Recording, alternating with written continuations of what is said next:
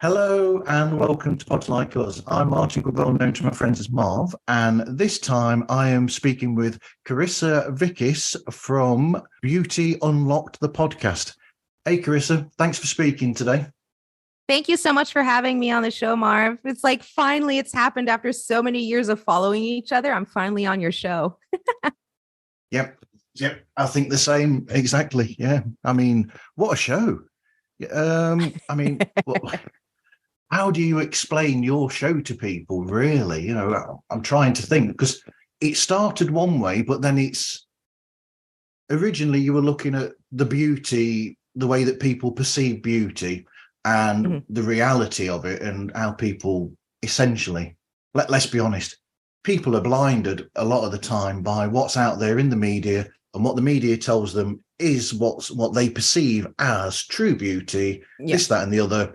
And then you break it down and you're saying, no, and I'm going to have to put an expletive notice on this. You're basically saying, no, fuck that. That's how this is how it really is. But you've expanded it from that to something more.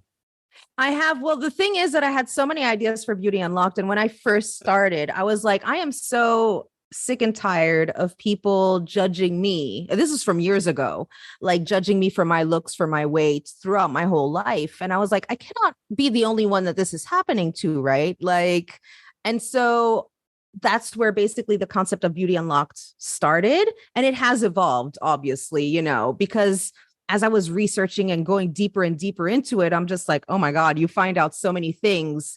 And then it opens up a can of worms. And then I found like a whole community that talks about these things that I had no clue existed before. And so it really opened my eyes up. And and I've incorporated over the years, like my love of other things, such as like my October, December episodes are more on the creepy side, more horror side, storytelling. I also did a December episodes on smut, but like from the 17th and 18th century, which was quite interesting, finding passages and reading that kind of smut. And I'm like, this is a lot. And now I'm again kind of changing it and kind of going back to, you know, beauty rituals, you know, looking at beauty in the past, cosmetics. I'm going to also be talking more about surgery and how plastic surgery and cosmetic surgery came to be and what we know it as today. So, you know, I think it's always evolving. I think that I can keep on I will talk about the same issues, how, you know, medical weight stigma exists. I'm going to talk about fat phobia and how our society is fat phobic as well. I am going to talk about these kind of things, you know, filters on, you know, social media, like, and I'll still be talking about that, but I want to expand it to more and add more of like the history part of it too. Yeah, because when people just look on the surface as to this is how things are, they don't understand the history of it all, which is interesting because you go into the history of plastic surgery, for instance, and that goes back to the Egyptians. Oh, yeah. And even further, actually, you have also back in the day, I think the first rhinoplasty or the first nose surgery was performed in India thousands of years ago. And actually what plastic surgery is today, how it came to be it was more based on reconstructive surgery. So people going off to war, people having these kind of accidents and stuff like that. And it's come to be plastic surgery today. But a lot of plastic surgeons, they apart from doing breast augmentations and all these kind of procedures, they do a lot of reconstructive surgery for people who, you know, have breast cancers, for example, and other, you know, other kind of issues, cleft lips and things like that. So they do a lot of reconstructive surgery on people. But I find it fascinating. And I know that there's a whole bunch of people that are like intrigued by this stuff and the kind of gruesome, grotesque side of things. So, it's pretty interesting stuff. But history shows that if there's something there, they will always, that's created for a different reason entirely. Like you said, somebody's had the nose really badly damaged in an accident or something, then they get reconstructive surgery for that. Or children born with cleft lips or whatever, that's done. That it's created for that reason, but people will always take these things and they'll think, how can we use this for something else? Yeah. They will always look to the darker side, shall we say, and, how can we make ourselves look better with this? And it's using it for the purpose that it wasn't intended for originally. Exactly. That's very true. And I mean, the thing is, a lot of people ask me if I'm against plastic surgery, and I'm like, no, your body, your choice. You do whatever you want, but it's in the sense of who are you doing it for? And I think that people should be screened, before going to plastic surgery, because you see some cases where people get really obsessed, with changing every aspect of themselves. And, a lot of people think, oh, it's going to change how I feel about myself and my self-image and make my self-esteem go up. But sometimes it's like, you'll always find another problem, and it's kind of, I remember doing an episode about this. Well, I actually did also like December, I think it was December episodes or October episodes about plastic surgeries gone wrong. And it's, a lot of people traveling overseas to get plastic surgery and it doesn't go as planned. And then they have to go through the whole reconstructive surgery. Worst case scenario is that they die. People do it yourself, like plastic surgery on themselves. And I'm like, how can you do that to yourself? Like, it's the extremes.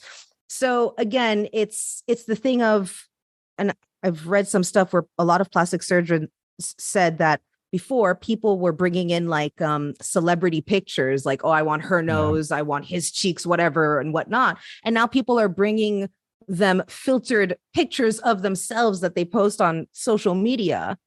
And they're like, well, I want to look like my picture filtered. And it's like, that's, it's a problem. And it's, again, understanding that what you see on social media isn't 100% real. It's like a curated place, and people show you what they want to show you. So you can't go comparing yourself, your looks, your body to what you see on social media, because a lot of the times it's not the truth. I think there's a problem with some of this, because I've seen some programs on television, because my other half has watched some of these programs. And I think one of the biggest problems is more on the mental health side. Absolutely. With some of them, because they have these things. And I've said to people when I've discussed it before with them, and I've said, the problem is these people go in, they take these pictures and they think that their life's going to change. And it doesn't. It stays the same. And they fall even further and further and further into this pit of despair that is really taking over them. And they think the more that they get done, the closer they'll get to that ideal, where, if truth be told, you have to make sure that you're okay with yourself as a person first. Absolutely. That's why I said that screening is super important to do, especially on the plastic surgeon side. Is, does this person really need this procedure, or, do they actually need to go and seek some, a medical professional, in the sense of a mental health professional, to kind of work some stuff out? Because, I'm going to take it as, like, for me, an example of myself. I always had body image issues. And in my early 20s, I suffered from bulimia. And it's something that I suffered with, for a very long time. And I lost over 40 kilos. I still suffered from body image issues. So it wasn't about like what I looked like. It was at the end of the day that I needed to seek a mental health professional to help me deal with the issues that I had, and my perception of self. So at the end of the day, it's like, it's not going to make you feel better. You do need to seek, a mental health professional, because it doesn't matter whether you lose the weight or whatnot, or you go and have like 10 different procedures done. It's not going to help if mentally you need help. So essentially, the show is an extension of those, you getting all those thoughts that you've had in your head out there. And I mean, like most of us with podcasting, it is an extension of us. It's us getting out what is a part of us into the ether. Absolutely. Absolutely. And I think it really helps because, you get the feedback from people saying, well, I've had the same issue, or you just find your community somehow and you talk about these things. Oh, like, about the whole body shaming thing and being bullied as kids and things like that. There's so many of us that went through that growing up, and it's refreshing because at first you're thinking, am I the only one? Did it only happen to me? Like, what's happening? And then you find like there's a whole bunch of people that went through the same thing, and so it's nice to not feel alone. And like you said, it is our podcasts are extensions of our thoughts, our feelings, and everything. And so it's a great way. It doesn't mean that it takes over from therapy. You should still seek therapy if you need it, obviously, but in the sense of, it just helps to get a lot of stuff out there. Sometimes I wish that Carl Jung was still alive to be able to do a podcast. Yeah, that would be interesting. Actually, that would make an interesting listen. If somebody wants to make one up where you've got Carl Jung having a discussion with Freud, then I'd really be into that. Watch out. Maybe AI is going to do that. You never know. You never know. Somehow they might bring AI into it. So were you listening to podcasts yourself then before you started doing a show? And were you a big fan of them? I was a fan of horror podcasts. Yeah. I heard tons of horror podcasts. And I actually wasn't even me who thought of making a podcast. I was talking to a friend about some of the things, that I mentioned. And she's like, well, why don't you do a podcast? And I'm like, well, that's actually interesting. Never thought about that, and that's how the podcast journey started, which is funny enough because I started the podcast February 2020. And then a month later, we all went into lockdown, and then a whole bunch of people got into podcasting. There were so many podcasts that sprouted up in 2020 during lockdown. We're still standing though. We're still here. We're still doing it, We're still here. I should have started in 2008 when somebody told me to. Yeah, that was the real beginnings of podcasting. God, it's so weird because even then I didn't know podcasting existed. And I was rewatching Scream, but not the movie. Well, I watched obviously all the movies, but I was watching the TV show Scream, and they mentioned podcasting in there. And I was like, well, wait, this was 2014. I was like, crap, I didn't even realize, that podcasting was existed even before 2014. But yeah, now everybody knows what a podcast is. Yep, I guested on a podcast back in 2008, so I know how far it goes back. Wow. I was on a punk music podcast as a guest. Oh, wow. Okay. So what was it like then starting the show? How did you start it? And the introduction to it was great because that first podcast, you didn't even know if you were recording one. Oh God, no. Let me tell you, I had so many issues, even down to the editing. I actually lost the episode while editing it. And that moment where, I'm sorry to say, but it feels like your soul literally fell out of your ass because you're just oh my God, what just happened? And somehow I managed to recover it, but I don't even remember how I did it.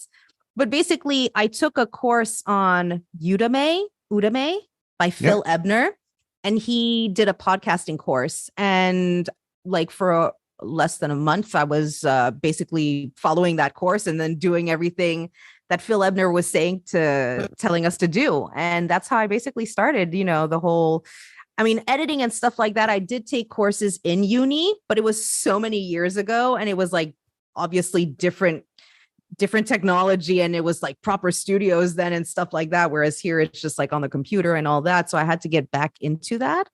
But the good thing is that I enjoy it. So it was I learned quickly. If it's something that I hated, then it would have taken me much longer. But since I like that whole editing process and the creative process behind it, But yeah, it was just like a step by step. And when I listened to some of the first episodes of the podcast, I cringed because I'm like, oh my God, why is this so long?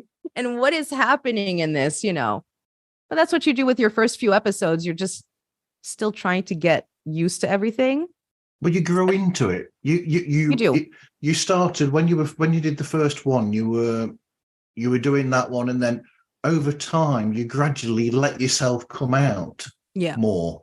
It was almost like the nerves of doing the first 1, 2, 3 shows was almost like holding you back, and then suddenly the floodgates opened, and out came the beautiful person doing the podcast. Yeah, and the person that now it's just like, before I was like, okay, let's keep the F-bombs and some of the C words out of there. And I was really trying. And then afterwards I was like, no, screw it. Let's just start like cursing, because I'm just so sick and tired of like society. Sometimes I'm just like, why do we have to be so judgmental and so superficial? But yeah, no, I mean, it's quite the creative process. And obviously it's been 3 years. Yeah, 3 years. Next year, it's going to be 4 years. And so you come a long way. You just like listen to this first stuff and you're just like, wow, that was 3 years ago. This is weird. And you get used to your voice too. Yeah, one of the things I think everybody hates is like their voice. And then you get used to it and you're like, it's not so bad. The amount of time you spend editing, you have to get used to it. Yeah, you do. It's true. Oh God. And I remember my first episode took me 2 days to like edit, because I have this thing where I wanted it to be perfect, but obviously it's not perfect. Like, but you just, the perfectionist in you have to like, I was hunched over like on my laptop and I was like, gotta get this like right and everything. So yeah, I can't believe it's been 3 years already, but yeah, time flies though. Time flies. Same year, 2020. But because when I started, I used to edit like mad, like crazy. I'd be like, right, get rid of that, get rid of this, get rid of this. Yeah. And then I realized when I did one the other week where I listened back to it, because I listen back, I take notes, and then that helps me with the edit. And I listened back and I thought, you know what? I'm getting rid of 2 long gaps here between, because sometimes when you get like a 30-second gap or something between discussion or you take a break for the toilet or something in the middle of a chat, and you get rid of those, obviously, because nobody wants to hear you. Nobody wants to hear that. Yeah. No one wants to hear that. And I listened and I thought, I've only got 3 edits to do. I'm all right with the rest of it going out as it is, because it's natural talk. Exactly. Like in the beginning, I remember I was trying to get rid of all the ums and all this kind of stuff. And sometimes I do, obviously, but not all of them. Like you just can't. So now I'm just like, I just have to take out this click, or you hear a click here and actually, when you listen to some of my first episodes, if you have like headphones, you can hear the clicks. Like I wasn't using headphones in the beginning, so you can like hear a lot of stuff that like you shouldn't hear, but whatever. I mean, it's the real, it's the raw. It is what it is, right? It's not like this huge podcast production, that has like thousands of dollars behind it or anything, So something that it's a labor of love. Nothing to do with you, but a word to people who record using a telephone when they use Anchor or something. When you're using that, please turn off your notifications, because you don't realize that pinging comes through on the show. Yes, it does. Yeah, I've heard that too. Also, people who like sometimes record TikToks and stuff like that, you can hear like the ping in the background of their like notification. You're like, yeah, they have to. Anchor is one of those. I mean, it's a great platform, I guess, but it's one of those things where I was just like, oh yeah, I'm not going to use Anchor. I started off using Libsyn. Yep. In the beginning, which Libsyn now is completely different but then I moved. So, but yeah, like there's just so many like podcasts, like what you call it? Not programs, but sites and stuff like that to start off. I mean, Anchor is great as a free option, but it's still, it needs some work. It's like the industry that sucks everything out of all your creativity out of you, and you don't own it. Yes. Yeah, exactly. That's the issue. That's why I one was thing like, I don't like about it. yeah. But it's, I mean, if you're just starting and you're not too sure, like if you're going to take it seriously, then okay, fair enough. Like use Anchor, but if you're like thinking I really want this to work somehow, then go with the paid services. There's so many out there and they're all in competition with each other, but they're great. So how do you choose what topics you talk about? And as a side issue, have you ever started researching a topic that you're going to talk about and then decided that you're not going to? Ooh, I have to go into the memory banks. Well, first of all, like obviously I had a conversation with a friend recently when like you have conversations with people, that could be a topic depending obviously on what your podcast is about, but talking about body shaming, that's a topic. You look at some advertisements, you look at social media and the whole like filters like we talked about, and all these filters of like, oh, if I look, there's a new one on TikTok, I'm 100 pounds lighter, and that's a new filter, and I'm just like, oh my, that's a conversation right there, So social media is a great place to get ideas. And also because I follow a lot of other, people, and they talk about certain things, in their posts and whatnot. I'm like, oh, that would make a great, podcast episode. And then I go and research more about it. But yeah, that's that. I'm trying to think. I don't think there's been one where I started researching and then I thought, no, I'm not doing this one. Yeah. I can't really think of anything. I tend to do it, or maybe I say, okay, I'm going to do it at a later date, but I always do them. Like I have a folder full of like stuff where I'm like, oh my God, I haven't talked about this. I need to talk about this. But obviously there's certain issues that I wouldn't center myself in. And I'd rather get somebody else to talk about it because they're in it 365 days, and whatnot. So there's some things where I like to present issues to people and I want them to go and research more. That's the whole point of the show, is like, I'm only bringing a certain amount to you and I want you to want to go and research more about it. But there are certain things that like I can't talk about when it comes, I mean, yes, I was like 100 kilos, let's say in the past and stuff like that. But has a doctor said to me, you need to lose weight? No, I haven't experienced medical weight stigma or medical fat phobia. There's somebody I've talked about the topic. Yes. And I've talked about the other ways I've been judged because of my weight, but I never had an issue where a doctor said, you're too fat, go on a diet. Do you know what I mean? But there are millions of people who don't go to the doctor because that's the reaction. And sometimes, most of the times, you can't even tell a person's health based on their weight. And it's ridiculous that doctors do that, where they see, a bigger person, a plus size person, and immediately they'll, without looking at charts, will be like, you need to go on a diet. Like, wait, whoa, did you check the charts? What's happening here? But there are people who just don't go to the doctors because of that. And it's sad that we live in this kind of society where even the people that are meant to help us don't help us. And it's unfortunate. But there's again, like there's certain things that I can't center myself because I don't have the experience, and it's not something that plagues me like it does other people. I'm waiting for a doctor to come up to me and say something like, how much walking do? You need to do more exercise. And then I can say to that doctor, I walk for 8 to 9 hours per night while I'm at work. How much walking do you do? Yeah. Yeah. Some of these doctors, sometimes you're just like, it's the audacity sometimes of these doctors where they have like this godlike complex, and you're just like, you need to take a step back and calm down. Yeah, like doctors. I've had other issues with doctors. Like I've had other issues. Like I've had a pervy gynecologist. Sorry to say, folks, but this guy was, oh my goodness. Like it made me never want to go to a gynecologist ever again.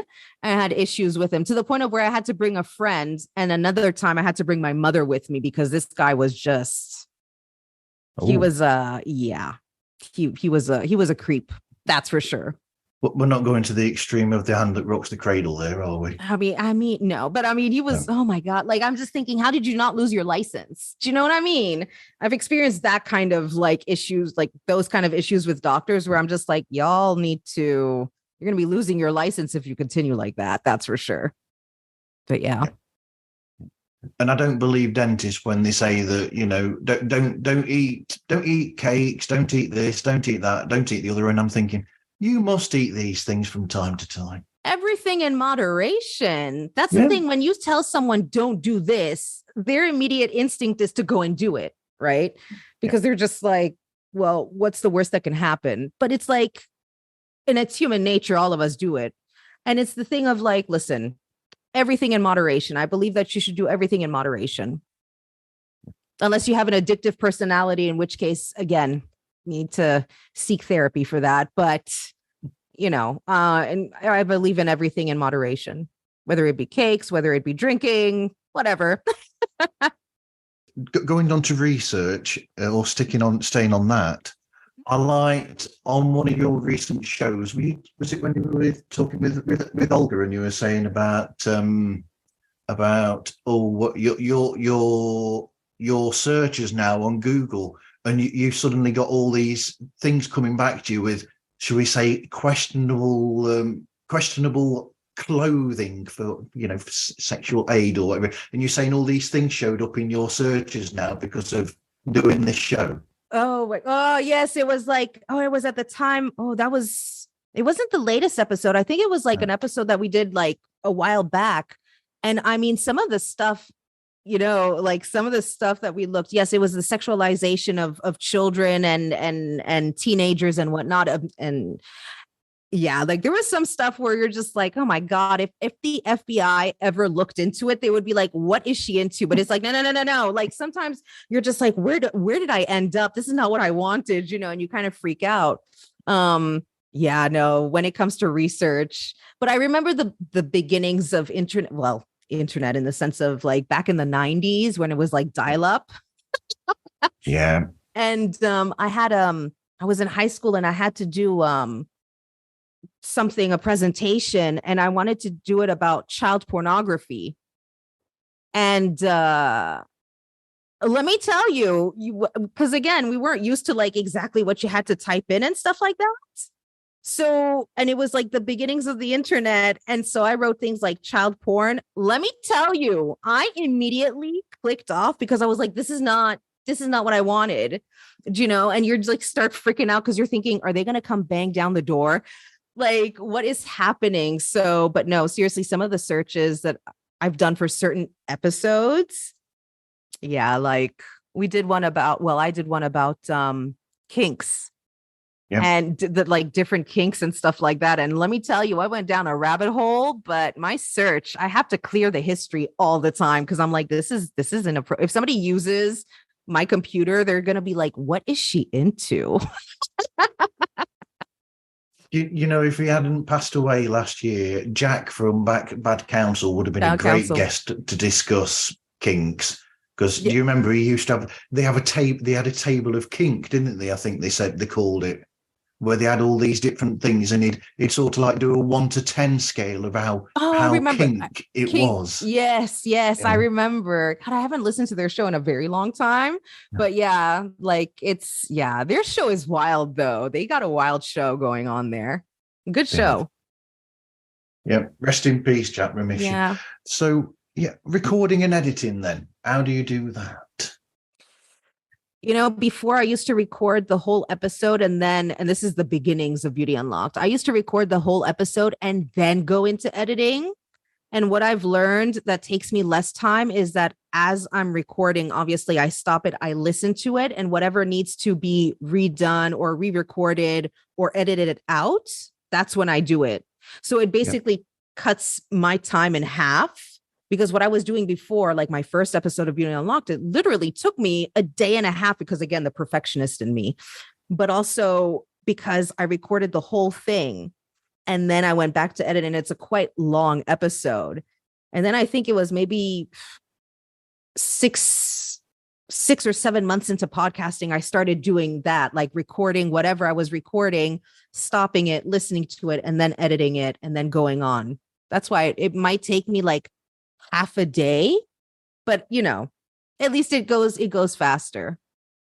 I have like also used professionals on certain episodes that were a little bit difficult because again, the internet might have not been stable and whatnot, and they managed to clean up a lot of it. But most of the time, like all the 70 something, well, I have 100 and something episodes in total, but I'm the one who basically, I think it's only 2 or 3 episodes. I let someone like edit the show for me. Yeah. But yeah, no, mostly it's me. And literally I record, let's say a paragraph that I'm reading or whatever I'm saying. I'll stop it, listen to it, edit it, and then continue. But it's funny as well because you do this thing, or you used to, where you do that, but occasionally it's like you overdub yourself onto it again, because you'll do something and then it's like coming from the ether or it's almost like a strange in the background type noise. You'll be like, oh my, in the background with an echo over the top of yourself. Yeah, I do a lot of, that's what we used to do actually in one of the media production classes that we did. We had to like record an ad. And I remember it was like 2 friends of mine and me, and we did it and stuff like that. And so all that stuff kind of came back to me. And I was just like, yeah, I do a lot of that. I do a lot of changes in pitch. I do a lot of reverb. I do things like where I pre-record something. I think it was one of the episodes I can think of is about when I did the plague episodes, and I was talking about the symptoms of plague, of 14th century plague in Europe. And one of them is obviously the development of buboes. And there was a part where you hear me say, do you feel that? Do you feel that? And I actually was whispering into the mic, recorded that, then put it into the final. And you hear this guy screaming in the background and whatnot. It's fun to like edit, and like a lot of, I don't know. I'm just a very creative person. So sometimes I have a lot of things like running through my mind. I'm like, oh, this would sound great. And can I do this? And then you see me going into YouTube. How do I do this exactly? Thank God for YouTube and tutorials. Let me tell you, like I've learned a lot. Yep. Like you said, I'm thankful for YouTube. A lot of people are, we wouldn't be able to do things that it's cost us a fortune to do the boiler if we weren't able to do things like that. I'm telling you, how-to and tutorial videos are a godsend. And thank God there's so many people who do talk about, video recording, video podcasting, like microphones and all this. Like you don't have to invest. If I had known 3 years ago, like when I started Beauty Unlocked, I would have just checked on YouTube for like how to start a podcast. But I mean, Phil Ebner's course was great. Don't get me wrong. But it's something where I'm just like, now they have it all this like on YouTube. Why didn't I do it from YouTube? But But don't you think the Phil Ebner thing is a good introduction in a sense? And then, so you've got that good grounding to start from, and then you build from there to make it yourself. You come out of that in essence, you've still got that there, but you take that and still make you as opposed to a carbon copy of what he is. You are yourself from there. Oh yeah, absolutely. Well, I mean, the thing is that it is like for the basics of somebody who doesn't know anything about podcasting or anything about editing or, where you can host your podcast and stuff like that. His course is amazing, because otherwise you're going to have to look at like, I don't know, a good 50 YouTube videos to find the right one. Whereas with his course, and I'm sure he's added stuff over the years, but his course is like really compiled. And of course, like people always say like, be yourself, but it's strange to talk into a mic if it's not something you're used to doing. It's so weird. The whole concept of or being filmed while you're talking. It's just something, if you're not used to it, you get really nervous, and people are like, be yourself. And you're like, I'm looking straight at the camera. I'm looking down at the mic. Like there's just so much running through your brain. So it's like, yeah, no, like obviously practice makes perfect. you know. I could turn the camera off if you want me to. I know, I'm all good. It's all good. I'm used to it now. I'm just like, no, it's all good. I mean, listen, before I would be like, no, my hair has to be perfect, and stuff like, no, I'm just like, screw it. I'm in my pajamas, like, hello world. You know what I mean? Like, I'm that kind of down to earth. And I'm like, why am I going to try to be something I'm not? Right. It's like, cause that's a hard act to keep up. So I'm just me. I forgot to mention earlier on when you were discussing about, people getting back to you and saying that, it was almost like you were speaking to them and you were helping these people. I forgot to remind you of, you did exactly that when I was listening to one of your shows and you were talking about hip dip, I think. Is that what it's called? Yep. Yes, a hip and dip. And I mentioned to you back then that I talked to Louise about that, and Louise, my other half, thought that was a problem. Yes, I remember. Yes. When I mentioned it to her and she looked it up, she was like, oh, right, that's what that is. And I said, yes, that's what that is. So that helped there because now she understands what that is. It's just an indentation. I mean, that's your skeletal structure. And people, you see this is the thing about social media, and even YouTube does it too. These fitness people who are just like, get rid of your hip dips. And you're like, how are you going to get rid of your skeletal structure? That makes no sense. Like, wait, what? And a lot of people are just like, I hate my hip dips. And I'm like, so you hate your skeletal structure? Yeah. But it's because, again, the representation within the media, you don't see people. I mean, some people it's more pronounced than others and whatnot. But I think if there was representation of it, we would be more accepting of it.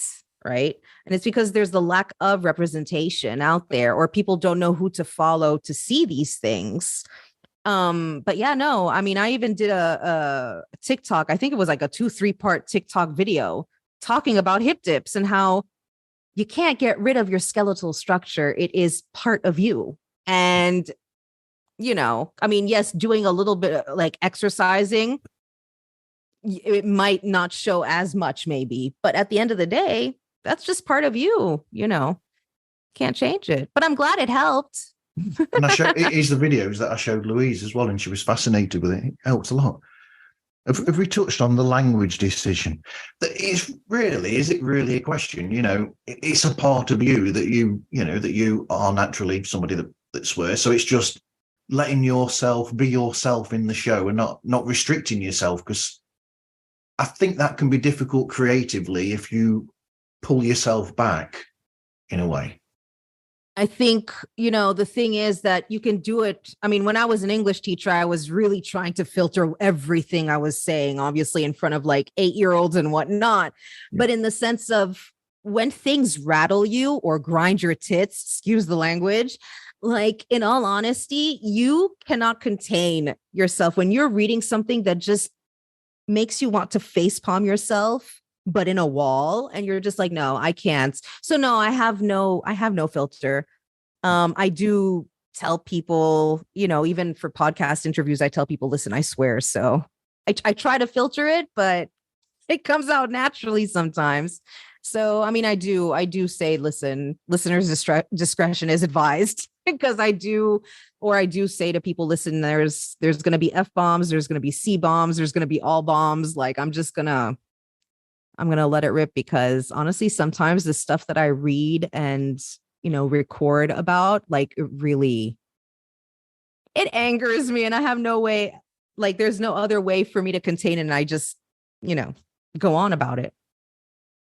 But it's natural, because you can tell that when the best, the ones that really get me are the ones where you'll say something, you'll be reading something out of a magazine that you've got that you've researched. So you've got a magazine article that you're talking about, and you'll carry on, and you'll go partway through a paragraph, and you'll suddenly stop and say, "Hold on, what the?" And you'll go back to something a couple of sentences before, because you'll be like, "What's that all about?" Yeah, what is that all about? Yeah. No, sometimes I have to add the commentary of this is an effed up situation. Let me read this again to you to really bring the point across as how effed up this situation is, and how society or the media and whatnot makes us hate ourselves.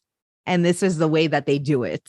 Here it is, But they're the ones that jump out to be the most, are the ones where you're reading these articles, and they're the articles that are telling people that are doing this fakery and saying to people, this is the what you should be. And they're telling people, blah, blah, this, that. And they're the best ones, because then you'll be like, what is wrong with this woman that wrote this article? Exactly. Why is she writing this? Why is she saying this when that's not possible? Or, you're going to have to do this, that, and the other to become like that. But, these articles, and you question what they're saying. Oh, no. So some of the stuff, like I said, like even whether it be on TikTok, YouTube, the articles I read, some of the tweets people put out there, and you're just like, what is going through your mind? You're the problem, and you're making millions of people feel bad about things that are natural and naturally occurring to our bodies, right? Like you can't, again, aging is a privilege denied to many, because not everybody ages. Some people leave us much before that, and it's just, there's just certain things where you have to, there's so much pressure in our lives, in everything we do, whether it be work, whether it be family, whatever it is, health problems, whatever. And then you have, a whole bunch of people saying you need a flat stomach, and it's just like, or you shouldn't have hip dips, get rid of your hip dips, or cellulite is disgusting. And it's like, this is the human body we're talking about. And it's a magnificent piece of machinery, like one of nature's finest, like, creations, right? How can you say it's disgusting? How can you shame people for something that's natural? So it's just absolute, like, for me, sometimes I'm just like, this is vile. And I fucking hate this person. Excuse the language. I just said the F-bomb, but I can't. Like, for me, I'm just like, how can you spew this kind of BS? And there's tons of podcasts that are out there that are out there just shaming and bringing the hate. Yeah. And you're like, we don't need this. And there's millions of people who listen to this. And I'm like, why do we have to put more hate and more judgment into the world? Like, we have enough issues and enough stress to think about than, because of gravity, things on my body aren't where they're supposed to be. Like, do you know what I mean? Like, so no, there's sometimes I'm telling you, like, I eye roll, and that's why I'm a bit of a hermit sometimes. Like, there are times where I just don't go out because I'm like, I can't deal with human beings. I'm tired. The best ones are when you're online and you see this thing as you're scrolling on the social media, and you'll see this article will come up that someone's posted, and you say, you'll not believe what this person looks like now. And they're on about some actor or some musician or whatever, or singer. And it's clickbait. And even if you follow it, you look at it, and 9 out of 10 times you look and you think, what's wrong with this person? I can't see any problem. He's giving up the business. She's giving up the business. She's got a life. She looks like a real person now.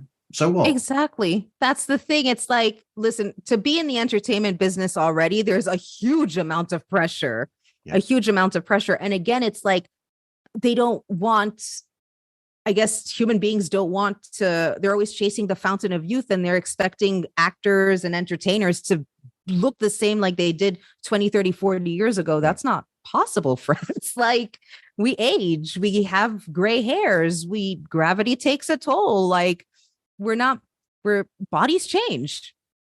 That's the reality of it. And I think that we need to be putting out there a lot more so that people can realize this is what a human body is supposed to look like. It ages, that's what it is. So yeah, no, but the clickbait, I recently read one about, what's her name? Fonda, not Jane Fonda, but I think it was her niece. A niece, yes, Peter Fonda's daughter, Bridget Fonda. Yep. And she stopped acting. I don't know when her last movie was, and they showed pictures of her before, and showing pictures of her now, and she's going about her day-to-day life, not on some red carpet and whatnot. And they're talking about how she's aged, how she's gained weight, how she's quote unquote let herself go. And I'm like, this is why she left the industry in the first place. She was sick and tired of this. She was sick and tired of this superficial, the superficial of it all. Yeah. You know, and she says that my life is so much better now that she doesn't have to go to the red carpets or do this and, you know, and all this kind of stuff. She changed her life and said, nope, I don't want to partake in any of this.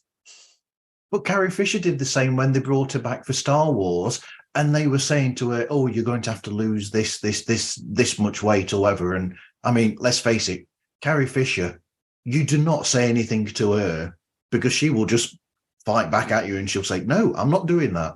Because she was a very strong woman with that. And she was like, when they were doing it and asking her to come back, she was like, no, I'm not doing any of that. I am who I am. You'll have me on the screen, but if you don't want Princess Leia in your film, don't have her. I mean, care. They're trying to keep a Princess Leia that's like 40 years younger. Yeah. You know, and you're just like, and already then she even spoke out about it, how she was dealing with substance abuse. I mean, she was going through a lot, you know, at the time when the first movies, or the iconic, I should say, like Bikini, I don't know, where she was with Jabba the Hutt there. Like that was like the iconic moment. But she said, you know, I was going through substance abuse. I mean, heavily addicted to substances. And, you know, no, I mean, it's good that she fought back because she dealt with most of her life with substance abuse.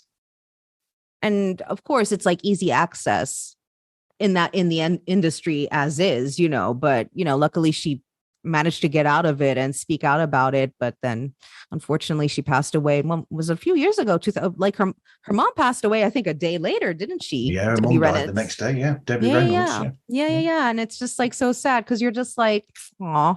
But yeah, it's a good thing that a lot of people within the entertainment industry are speaking out about the unrealistic expectations. You know, I mean, you have people who's the guy who played Tarzan? The Swedish guy.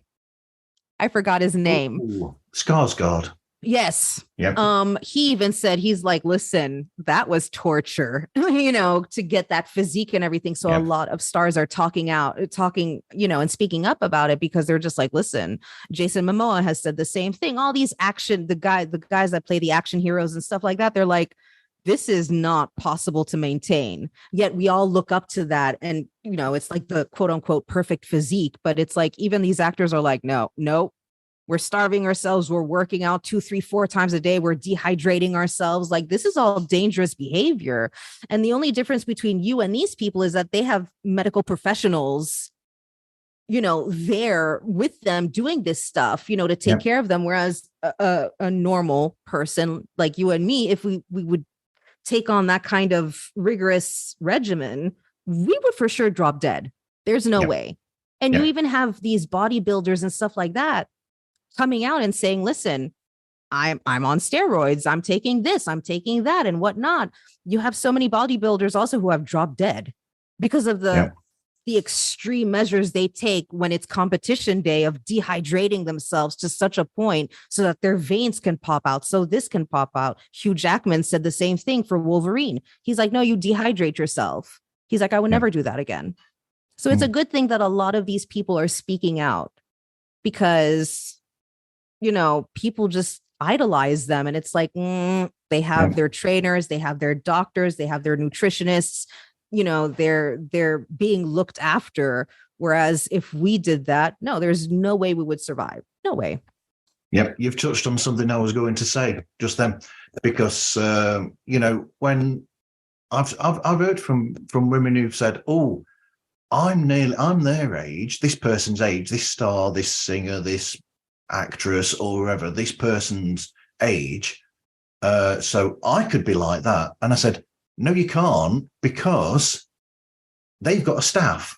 Yes. They've got people, they've got professional training team or whatever that's getting them to keeping them at that sort of level. Yep. They have professionals looking after them. You don't. You can't afford to have a staff that's paid that much money that they pay. So reality tells you that you can't be the same as they are. And it takes a hell of a lot of work to get there. And the thing is, it's their job, right? This is part of the job. And like I said, again, it's good that a lot of people are speaking out about it and going against it and saying, listen, like this is not normal behavior because this is disordered eating. This is bringing on eating disorders. So many people have come up, but it's like a person who's working a 9-to-5 job, let's say, who might have a family at home, has a life. How are you supposed to maintain that kind of, you can't unless, you have nannies, you have this, you have cleaners, you have whatever it might be, like a staff and whatnot. It's not possible unless it's your job to look like that. And I'm sorry, but all of us, it's not our job, to go spend, go train 3 times a day, have a personal trainer, have a cook, have a nutritionist. Like, what is that? It's like you were saying the Hugh Jackman thing. Mm-hmm. So before they started with the Deadpool film. They've not even started making it yet. Mm-hmm. He's already training for that. Say 8 to 10 hours a day. No, doing that. You can't. Nobody doing a normal job can afford to fit in for 4, 5, up to 6 months or whatever of 10-hour days doing full-on training. Yep. 7 days a week. You can't do that at the same time as the 8 to 12 hours that you're doing at work. Exactly. And it's the thing of like, even Skarsgård said, going back to Tarzan, and I'm sure Hugh Jackman said something about the eating, Skarsgård is eating salmon in the morning. You know what I mean? Like, he can afford these things. And it's not even that he personally has to afford them. It's, the studio is paying for a lot of these, whatever it is, contracts, whatever. I don't know how it works, but they're being paid for this.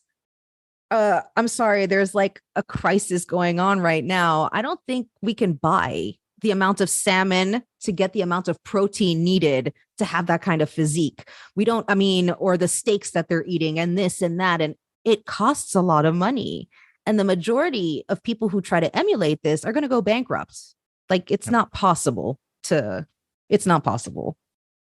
people get bankrupted by the amount of money that they spend on too much, plastic surgery and that anyway. I mean, when you look at how even, the diet culture has infiltrated our lives on a daily basis, and saying like, let's say, to get whatever you need, proteins, for example, protein shakes, protein this, protein that. You go into these stores, where they're specialist stores and stuff like that. These massive bottles of protein powders cost a lot of money. Creatine costs a lot of money. L-glutamine costs a lot of money. Like, you're throwing so much money into these things. And I'm just like, I understand that you want to be dedicated and you want to have a certain physique, but are you going to be able to have it for the rest of your life? I highly doubt that you're going to be able to afford. I mean, it depends obviously what kind of job you do and how much you're being paid, but let's be honest, us normal humans here, like, can't afford all that stuff. There's no way that we can spend hundreds and hundreds of whether it be dollars, pounds, or euros on these kind of things. People are setting, I don't know. It's so rampant in the media. I don't know. There's just so much to say about it, but it's just like, you can't compare your life, your lifestyle, your genes, also your genetic makeup to the people that you see on screen. We're all different. That's the beauty of humanity, friends. Just be different. Is there one specific issue or topic that you've discussed on your show that really stands out to you as one that, you really made a point there or was important to get out there? I think talking about the one that really does stand out there. Well, there's a few actually, but the one that really sticks out right now in my mind is cellulite. Yep. Talking about cellulite and how even more than 50 years ago, we wouldn't even know what the term was and what it was, because the first English language periodical to print it was Vogue in 1968. They were the first English. Before that, that word didn't exist. And you can actually see photographs of old Hollywood stars, such as Jane Mansfield in her bikini and whatnot. And you can see what they call cellulite, but nobody was calling it out because nobody had any idea what it was. Nobody cared. We only cared because it's being thrown into our face now. So now everybody's trying to get rid of cellulite, for example. And I'm like, cellulite didn't exist. And the word doesn't even mean what it means today. Right. No. So it's just so that one really stands out. And there were a lot of people actually who commented about that. The thing is, a lot of the obviously for reference, I got hacked last year. Yeah. So my Beauty Unlocked page on Instagram got hacked, and I had so much info, and I had like many more followers and stuff like that would make comments about these things. I had to start from scratch again. And but yeah, cellulite was the top one. And then talking about, I think it was the third episode, talking about Mauritania. I think it was the third episode, and talking about of course, you know, each culture and stuff like that before it was touched by colonization, they had their own way of life and everything, right? It's only in recent years in the last 200, 300 years where, anyway, it's like a whole history lesson there. But basically the Mauritania one, where they have certain schools where they send young girls to go and feed them because they're the standard of beauty there is to be much larger. Right. So they send these girls to Le Bleu, they're called. I'm not sure if I pronounced that right, but and they feed them over 16,000 calories a day. Wow. 16,000 calories a day. I mean, even bodybuilders are just like, that's impossible, right? But they're force feeding these young girls, right? Because, and again, it's mostly in the rural areas, you know, and stuff like that of Mauritania. It's not everywhere in Mauritania and everything. But that a lot of people made comments about that episode because they had no clue about that. And it's funny because if you look, not funny, haha, but there have been documentaries, and I think one of them is on YouTube. It's an Italian journalist who went this specific place in Mauritania, in one of these places where they send these young girls, and she was trying to keep up with them, you know, and she, you know, in the morning they're given a certain amount of like calories to eat and stuff like that. You see this Italian journalist on the floor, she's like, I can't eat anymore. Like, I can't eat anymore. And she was in physical pain. So a lot of people, you should check it out, like, you know, about Mauritania and the force feeding there. Again, rural areas. And we shouldn't pass judgment on cultures and whatnot. But it's one of those things where you're just like, it's interesting to look at the difference, right? Because in Western culture that has spread around the world because of colonization and everything, the ideal is you have to be thin, you have to be small, you have to look a certain way, right? And if you look a certain way, that means you're successful, you're able to control your quote unquote animal urges, you know, and all these kind of things. There's a whole thing about history right there. But basically, this is the Western standard of beauty, right? That has gone global. But when you look at cultures from before they were even touched by colonization, it was a completely different standard of beauty. And there's a lot of people who are trying to decolonize and go back to their roots. This is what beautiful is in my country. This is what beautiful is in my country. You know what I mean? Like, so again, it's a good thing that there's the pushback, but we need more and more people talking about it. But yeah, those are the two I can think of: the cellulite episode and the Mauritania episode that really stick out. And people made comments like, wait, what? Oh, and actually another one, and this is like a couple of months before I got hacked, and it was a guy who was talking about hair removal and how it's linked to white supremacy, right? Yep. And there was this guy who made the comment and says, white people don't care what you do with your hair. And I'm like, I beg to differ, because I can guarantee that if I show you my hairy armpit, well, I don't have a hairy armpit, but like if I had a hairy armpit, or if I showed you as a woman, I have hair on my legs, there are going to be thousands of people who are going to call it disgusting. They're going to call it unhygienic. Where do you think this all comes from? So he just jumped into the wrong person's comment section. I was like, I am having none of that, because a lot of the things that we have today are and I don't want to bring it all up and stuff like that, but are based on white supremacist views, and yes, including hair removal, friends. So, there's like so many, like I said, when I started this show, like Beauty Unlocked, I was only scratching the surface, and then I was getting deeper and deeper into it. I'm like, wow, there's a lot here to talk about.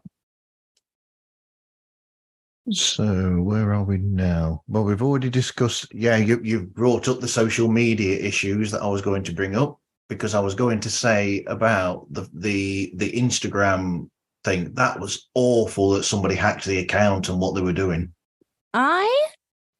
It's funny because a couple of months before that, I wanted to change up a lot of the layout of Beauty Unlocked. And I was thinking, how am I going to do it? I have so many posts. It was last year. So that's 2.5 years, let's say, in the making of that Instagram handle. How am I going to change it? How am I going to change the theme and everything? And then in July, I got hacked. And when I tell you that my heart dropped out of my ass, and I was just like, oh my God, I was so disgusted. I was in tears because it took so long to grow. Right. Yeah. And then just within seconds of it's taken away from you. And I know, like, people are like, well, that's, it's just social media, but it's like all your work goes into it. Yeah. And it takes a lot of work to have, and it's not like I had millions of followers. I only had a 1,200, 1,300 followers, but it took 2.5 years to get to that. And so I didn't start the new Instagram until September, I think. I took like 2 months off of like Instagram. I was like, I'm disgusted. I don't want to deal with this. I went on to TikTok and stuff like that. But I had to start everything over again because this person had access also to my Facebook group page. They had access to like all the other stuff. So I had to completely shut down the Facebook page. I had to shut down the old YouTube channel. And then I started everything from scratch. And there are days where it's frustrating.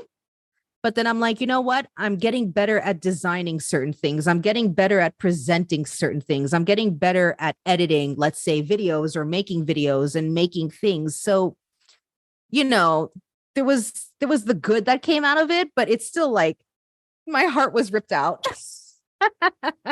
Yeah, because like you'd said, you'd built up over that time, over 2 years or more than 2 years, you built up that following. You got you got to that level of, can we say success? I don't know really, but you got to that sort of level with the page where you got lots of people checking you out, checking your page out, all these posts and responding there, and you were getting that really good, for the most part, communication between yourself and listeners and people. And and that's the thing with all the old episodes that I have of Beauty Unlocked. It mentions all these pages, and I'm like, I no longer have those pages. Like, and I have to in the newer episodes, you find out all my handles and whatnot. But it's annoying because it's a labor of love. It's a lot of work. But at the same time, I was already thinking, how can I change it? What can I do? The thing that pisses me off the most about it is that page is still up.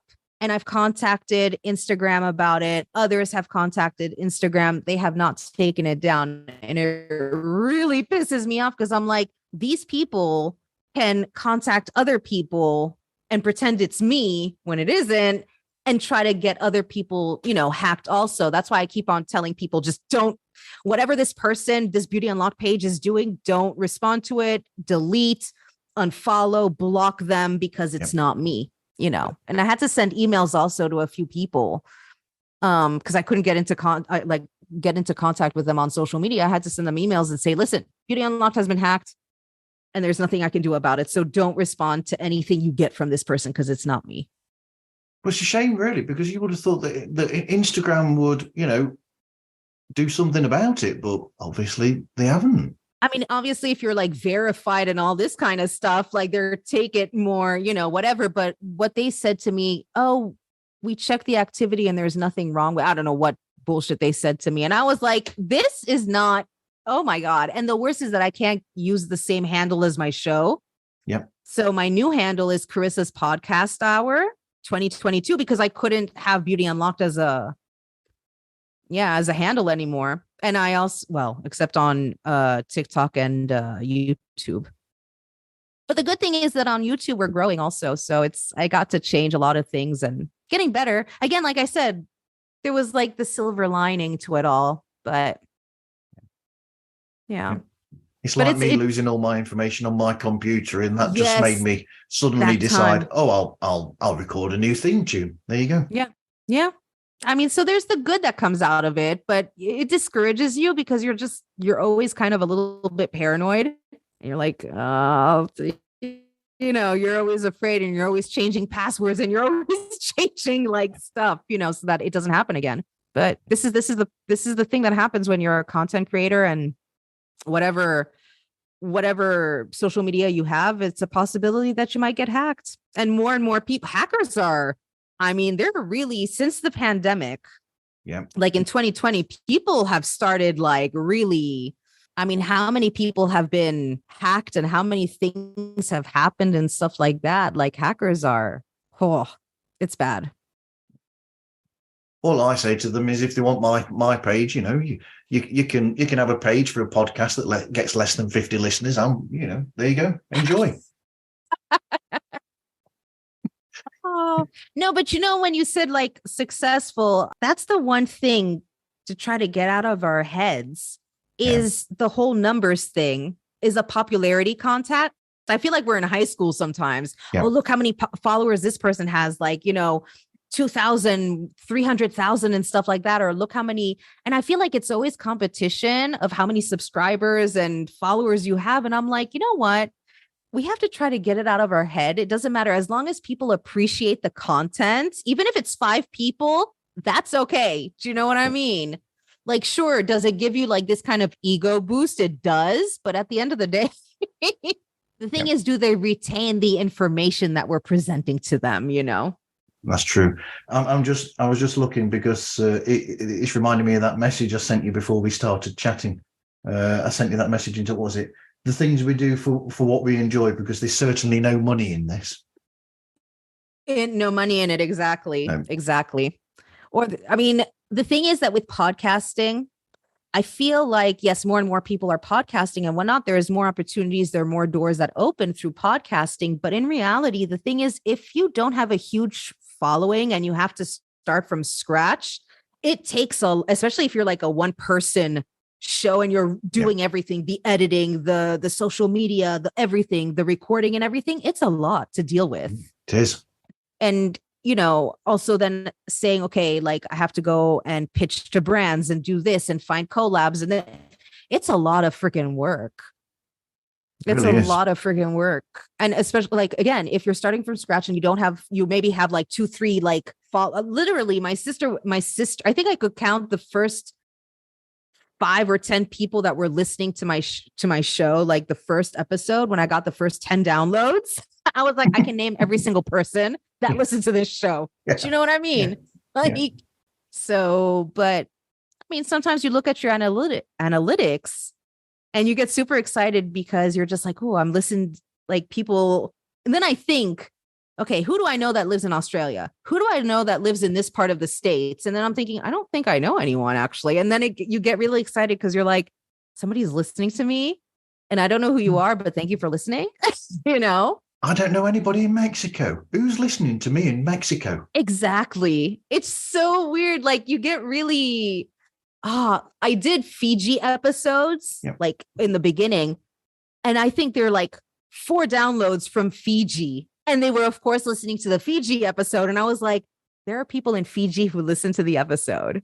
And I was just like, this is so weird, So it was, it's just so weird. Like when over the years, you see it grow and grow and you see, your analytics and you look at the map and you see like the map being colored in and stuff like that. And you get really excited because you're like, people I have never met and who know nothing, like I've never met them, or they like become loyal listeners and you're like, you're going to bring me to tears. Do you know what I mean? Like you guys actually listen to like the shit that I have to say.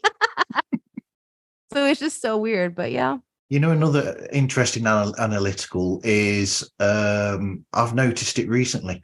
I did the other week an episode, and I think I'm going to find it with this recent one I've put out. When I did one with a teenager called Nifemi from Africa, it was a short episode, so it was about 20 minutes. It's already in the top 10 episodes downloaded. That's awesome. Ever of the show. That's awesome. So the shorter shows get more listens. Do you find that yourself? Yes, because when I started, I was doing 40-minute episodes and stuff like that. And granted, like when the daughter of Lilith and we collaborate, yes, our episodes are quite long. And, you know, I do 1, 2, 3-parters and whatnot. But I noticed that's one of the things I changed. I think a year into it, I started making shorter shows.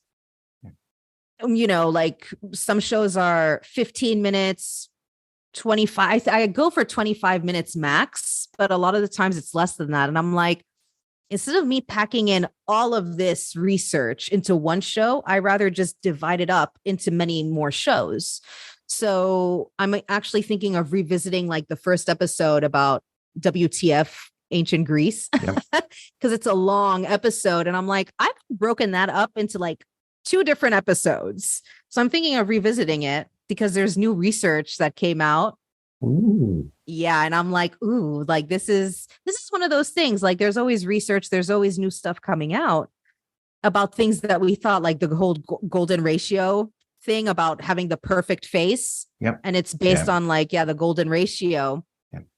And there's like new, like split it evidence down the middle. That's what it is, isn't it? So one side looks the same as the other side. Exactly, like the perfect symmetry. And they said that people who, celebrities who have it, I think one of them was, oh my God, what's her name? She's a supermodel. I forgot her name. Anyway, it doesn't matter. But like they said that she has like the perfect face. And I'm just like another way that we go and compare ourselves, right? But like, so I was thinking I should revisit that episode. And, you know, there's a lot of episodes I want to revisit because they were too long. And so definitely make them shorter. You could go all meta and just do a commentary on your own episode. I could put it on YouTube. Listen back to it and then just stop it occasionally and go, what was I thinking there? Yeah, exactly. Though there's so many things. Oh my God. There's so many things that I would have done different, but like, yeah, that's actually a pretty good idea. Like listening to and like having a reaction to like the old episodes, but I don't know, come a long way. And it's just so weird. I'll tell you the episodes that get a lot more downloads though. Yeah. They're the bonus episodes because the bonus episodes are a bit crazy and on my show. You know, talking about ideal appendage sizes, you know, below the belt sizes, you know, and stuff like that. That one is pretty popular. The one that's the most popular 3 years down the line is Worship My Ass, Mere Mortals. And it was talking about, you know, smoothing out your ass because apparently that's a thing, right? That's a cosmetic procedure that you can get done. And I read this like article and I couldn't stop laughing when I was reading it. I think it was written by Lola Lolita. And she talked about her experience going in to get this procedure done and basically getting butt zapped. So it was just a whole thing. Yeah. And I don't know if it's the title that's catchy and people are like, worship my ass, mere mortal. Like, wait a second, you know, but it's pretty interesting. Like there are some cosmetic procedure trends out there where you're like, what is happening? What are we doing to ourselves now? It makes me glad that I do an audio podcast because then I don't get people following me around and going, it's you from that podcast. And, you know, with yourself, you'd have people following you around and going, do I need to?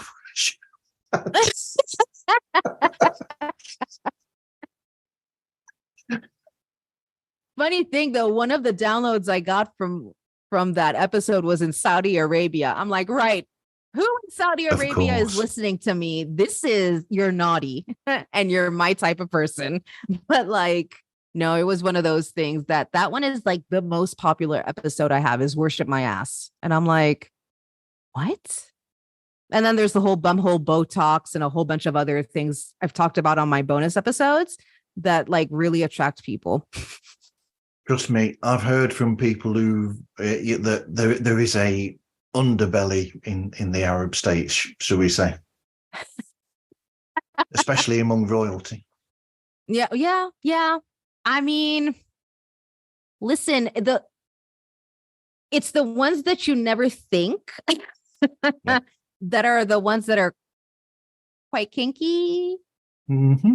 Yeah. Put it mildly, like they're the ones that are pretty much like they're the ones that you should be questioning the most. Like that's for sure. It's never the loud ones. It's always the silent ones. It's not the peasants that marry their own family, should we say? Exactly. Oh my goodness. I don't know have you ever come to Cyprus? Have you ever been to Cyprus? No, not been there, no. So here it's a small island, Eastern Mediterranean island, right underneath Turkey, right? Yep. And the thing is, it's a small island. And I know, listen, years ago, before we had tons of foreigners and stuff like that, like I'm telling you, I'm sure a lot of people married their cousins here. And I know it's something that's been done for thousands of years, but it's obviously, we know the complications that could arise from marrying members of your family, right? Yep. And it's like, so it's not that it's not done anymore, like marrying your second or third or fourth cousin or whatever. But when it's your first cousin, you got to be careful because that's pretty close. You know what I mean? Yeah. But here in Cyprus, it's okay. Now it's different, but we're talking about 60, 70, 80 years ago. For sure, it's something that was happening here. And a lot of people for sure don't know that they're related because it's a small island. Let's face it. Yeah. So, but yeah, watch out, folks. This is why I just don't date on this island. I'm like, nope. You never know. You never know. We've touched on this slightly. So have you got any advice for people starting a podcast? Ooh, I would say do your research. Super important to do your research, not only for the technical side of things. That's something else that, of course, you have to research, but you really have to sit down with yourself and think, how dedicated are you going to be?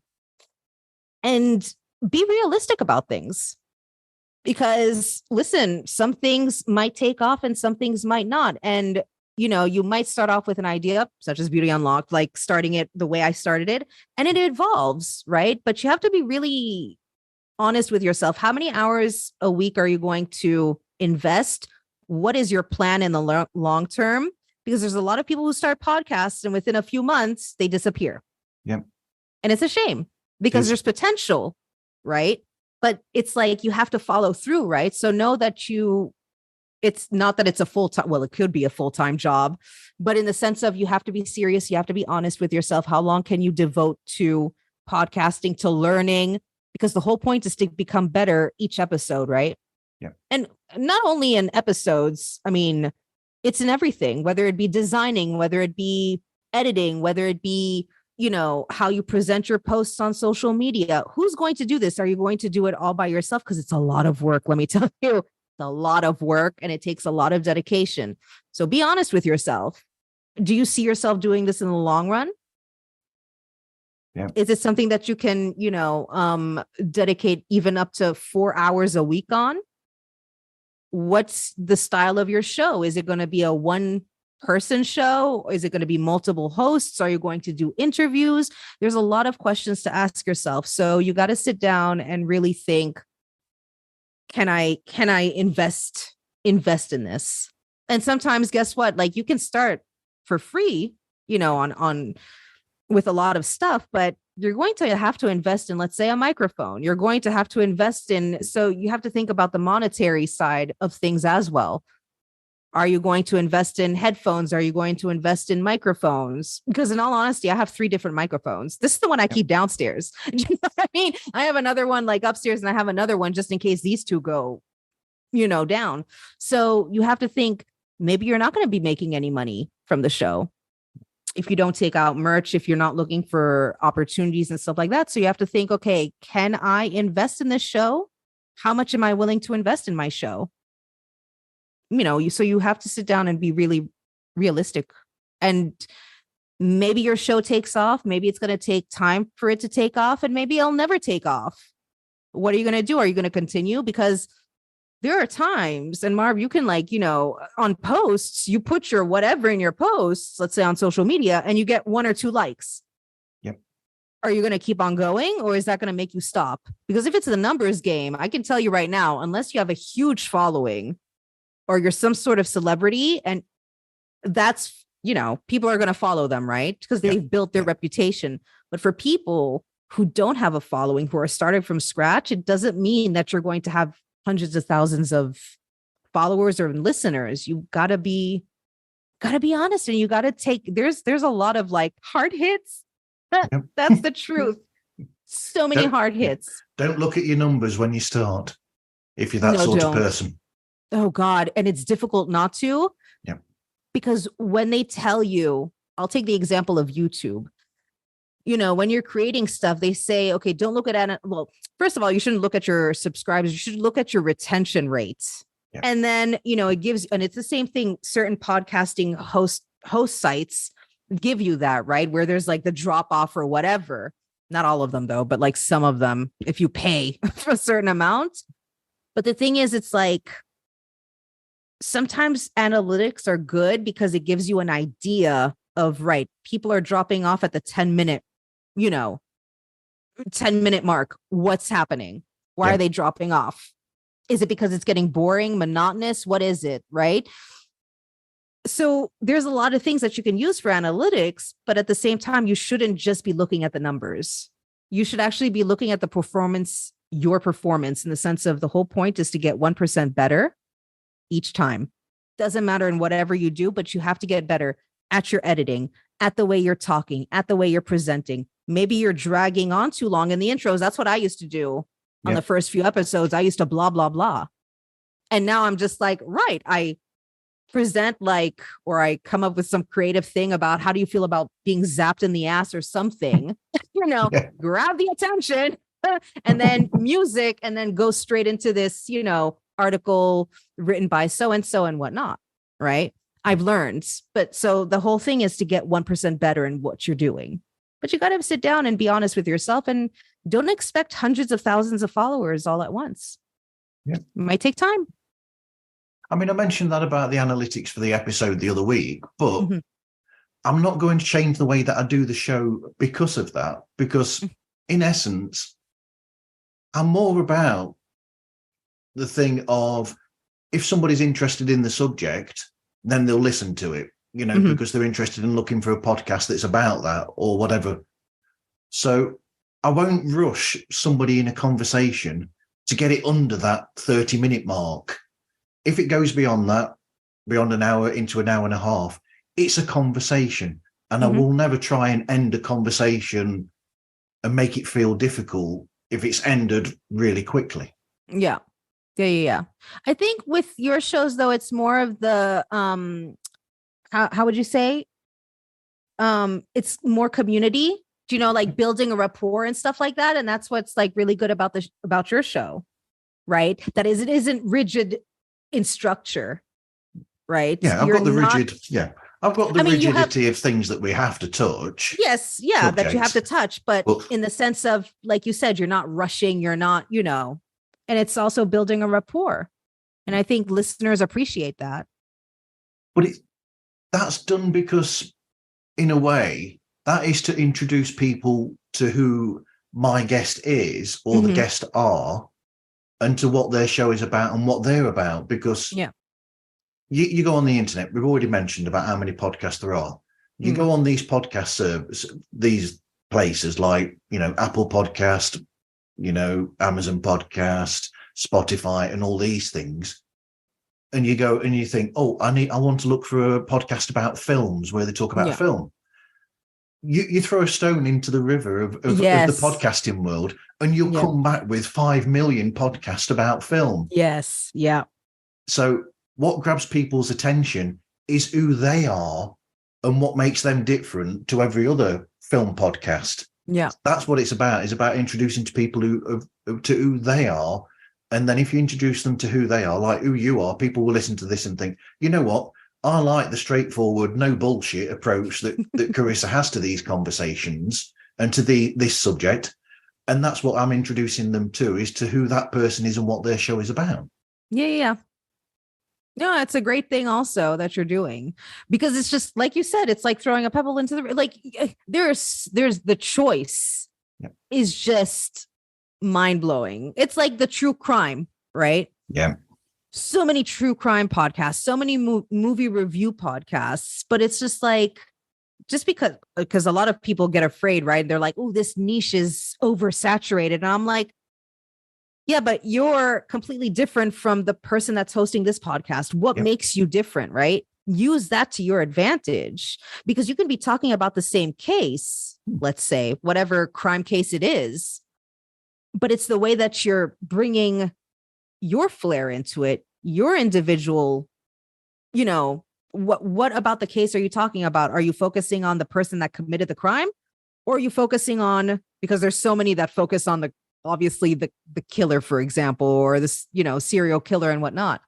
Not too many podcasts out there focus on the victims, because you'll always remember, let's say, a serial killer's name, but it's rare that you remember the victims. And there's only a few podcasts that talk a lot about the victims, more than focusing on, on the person that the POS that did it, right? Yeah, because what's the one that I listened to? I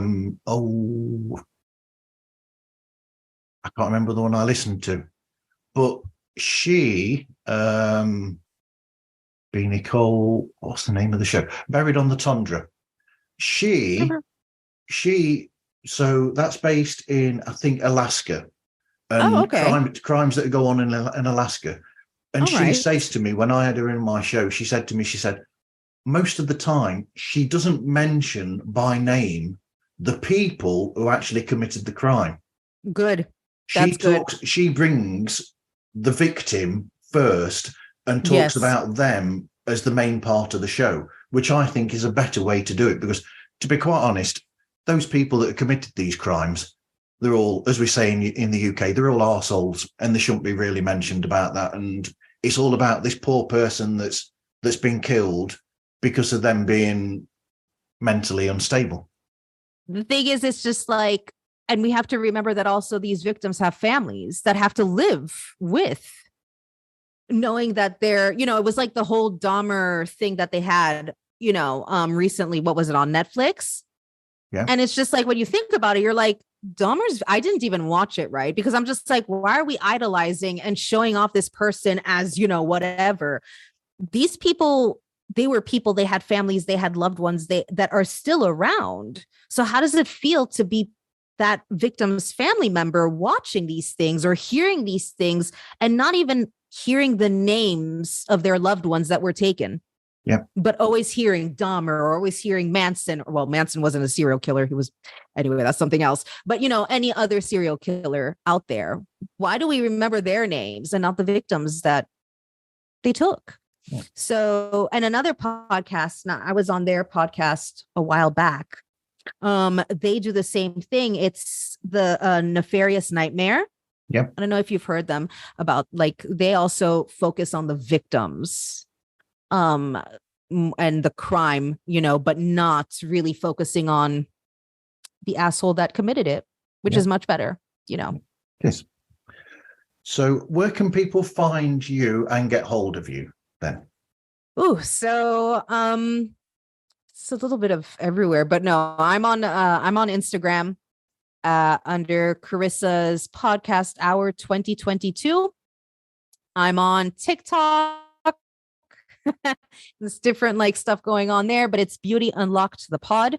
And on YouTube, I'm Beauty Unlocked Podcast Hour. I have different handles everywhere, I know, but I'll send them over to you, Marv, so you can put them on into the show notes. Yep.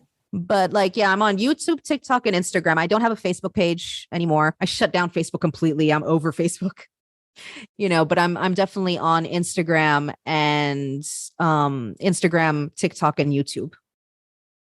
Well, I've got a Facebook page for my show, but I find that for saying that Facebook is supposed to be the most popular social media platform, I don't really get that much feedback from there. the most I get is from Instagram and some TikTok. I think with Facebook, I don't know about it being popular as it used to be. But I think it's great, for example, when you want to create a group, right?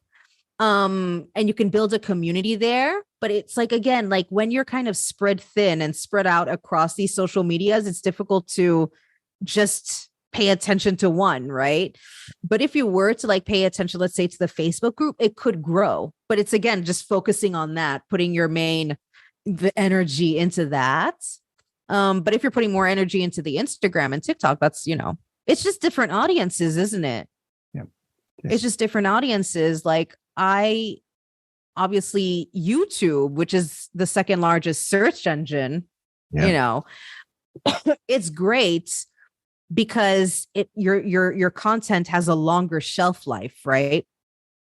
And if you're like typing in something into Google, sometimes like now it pops out like these YouTube, because I think it's Google that owns YouTube, right? I think it does now. Yeah. Yeah.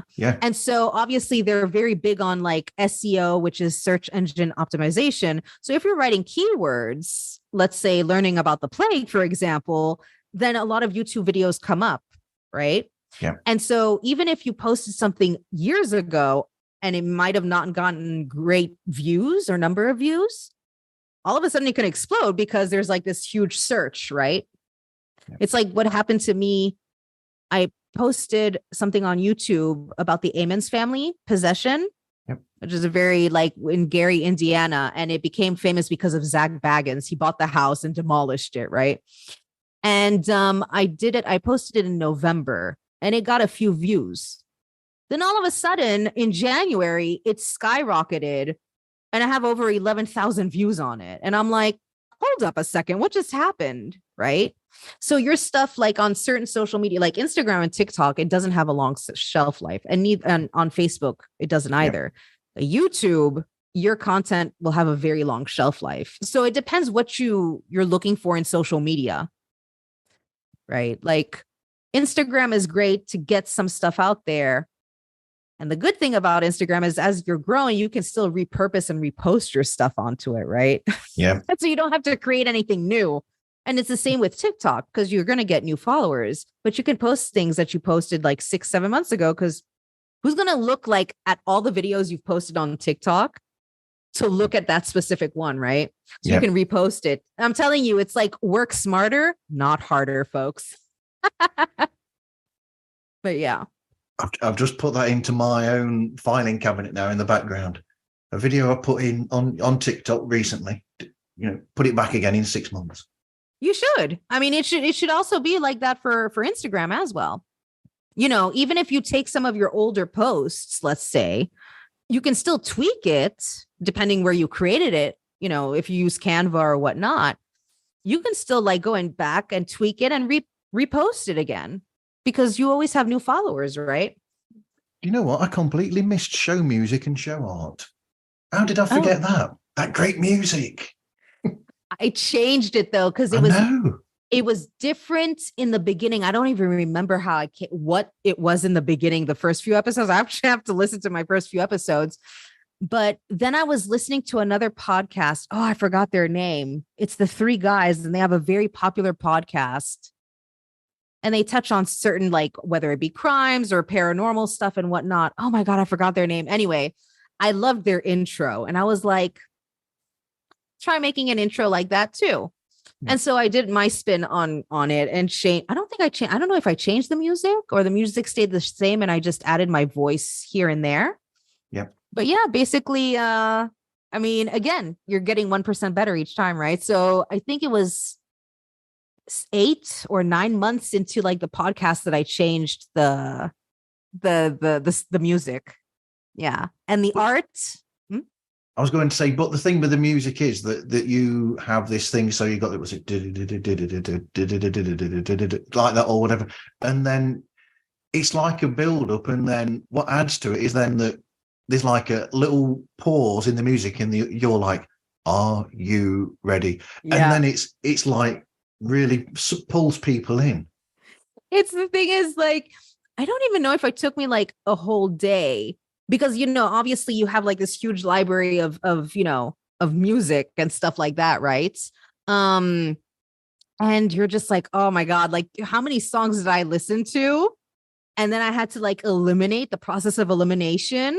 And then I was like, right, what am I going to be saying? How am I going to say it? And where am I going to put it? Right. Yeah. But this is where the media production stuff from like university came in.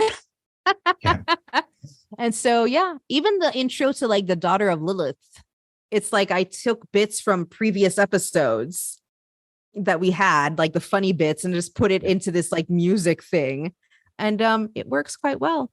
But again, like if you're a true beginner, it's going to take time, right? Like I didn't know how to do this stuff until 8-9 months later, and it all came back and whatnot. But sometimes you're just going to have to get royalty-free music and use it as your intro, right?